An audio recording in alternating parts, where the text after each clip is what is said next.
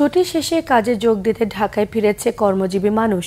Rail station এবং বাস টার্মিনালগুলোতে যাত্রীদের চাপ, ট্রেনের ফিরতি যাত্রা নিয়ে যাত্রীদের স্বস্তি থাকলেও তীব্র যানজট আর ভোগান্তির অভিযোগ সড়ক পথের যাত্রীদের।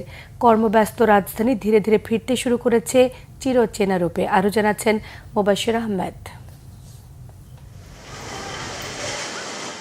ঈদের লম্বা ছুটি শেষে রবিবার থেকে পুরোদমে শুরু হচ্ছে অফিস আদালত। তাই কাজে যোগ দিতে ঢাকায় ফিরতি মানুষের ভিড় নগরীর প্রবেশ পথগুলোতে।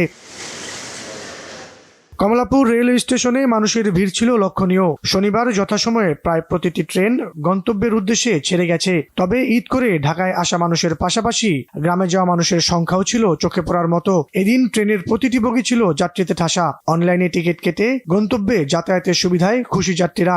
ছুটি ছাড়া রেস্ট আমাদের বন্ধ করে আমরা নির্বিঘ্নে যাত্রী সেবা দিয়ে গেছি এবং কোনো ট্রেন তেমন একটা লেট হয় নাই এবং যাত্রীরা স্বাচ্ছন্দ্যে যেতে পারছে। আচ্ছা, ঈদের সময় আসার সময় আমাদের কোনো ভোগান্তি হয় না, কোনো জায়গায় কোনো ডিস্টার্ব হয় না, মানে আমরা নিরাপদই কমলাপুরে আসছি। আমি আজকে ঢাকা থেকে ছুটি শেষ হওয়ার পরে বামুনবাড়ি চলে যাচ্ছি। ইনশাল্লাহ ছুটি শেষ হয়ে গেছে, আজকে চলে যাব।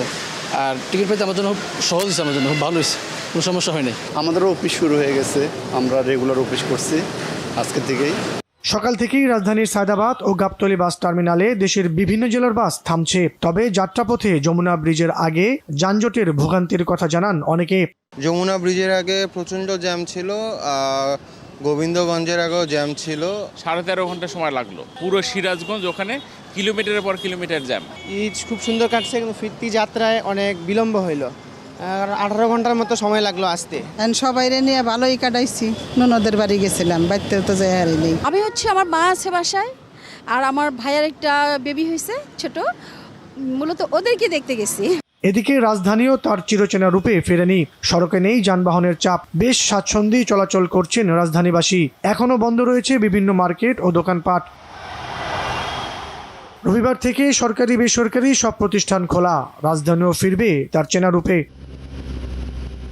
মোবাশ্বের আহমেদ, বাংলা ভিশন, ঢাকা।